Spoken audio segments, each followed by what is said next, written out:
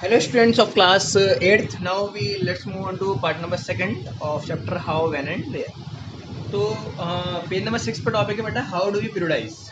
तो हम पीरियडाइज का मतलब है कि कैसे पीरियड्स में, कैसे पार्ट्स में इंडियन हिस्ट्री को बांट सकते हैं।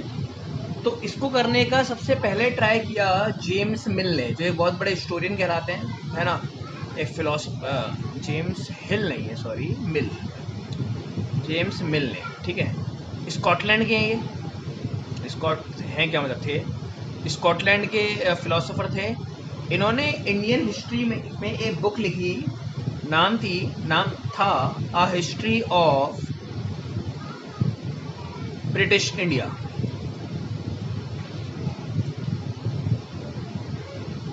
A history of British India इनकी बुक का नाम था, ठीक है। एक मिनट मुझे रब करना पड़ेगा ऊपर, कीबोर्ड छोटा पड़ेगा। आप इतना ध्यान रखिए, जेम्स मिल ने शुरुआत की इंडियन हिस्ट्री को पार्ट्स में डिवाइड करने की, उसको समझाने की, लोगों तक पहुंचाने के लिए एक बुक लिखी उन्होंने, a history of British India. फिर उन्होंने क्या करा, इस बुक में एक छोटी सी गड़बड़ कर दी। नाम वापस लिख देते हैं बुक का, हिस्ट्री ऑफ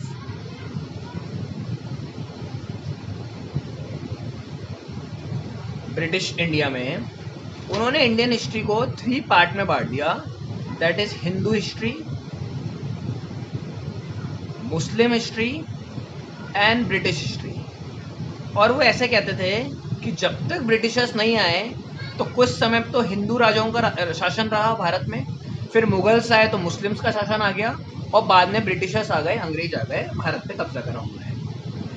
और यूँ बोला उन्होंने कि जो हिंदू और मुस्लिमों का जब तक शासन भारत पे था तो हिंदू इंडियंस अनसिविलाइज थे।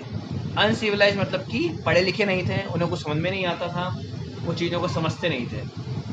लेकिन जैसे ही ब्रिटिशर्स आए तो प्रोग्रेस आई इंडिया में, है ना, और लोग सिविलाइज होने लगे,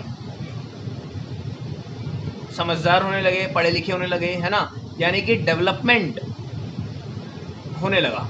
तो उन्होंने डेवलपमेंट को पूरी तरीके से ब्रिटिश इंडिया से जोड़ दिया कि अगर ब्रिटिशर्स नहीं आते तो भारत में डेवलपमेंट होता ही नहीं। ब्रिटिशर्स की जम के तारीफ की उन्होंने, लेकिन ऐसा नहीं है ना। ब्रिटिशर्स जब इंडिया में आए तो उन्होंने इंडिया को कॉलोनी बनाया, गुलाम किया, बहुत सारे रिसोर्सेज यहाँ से वो लेके गए, यहाँ पे व्यापार किया उन्होंने, वो अपने फ़ायदे के लिए ही इंडिया में आए थे।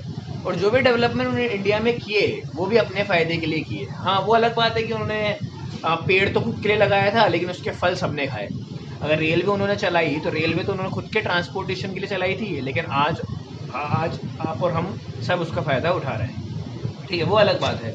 लेकिन उन्होंने किया तो सब खुद के लिए ही था। तो ये बात तो बिल्कुल गलत थी। और सबसे बड़ी बात तो इन्होंने इस तरीके से हिस्ट्री को बांटना कोई लॉजिक ही नहीं है। क्या जब हिंदू राजाओं का शासन था तो कोई मुस्लिम इंडिया में नहीं रहता था क्या? क्वेश्चन पूछा गया स्टूडेंट्स के द्वारा।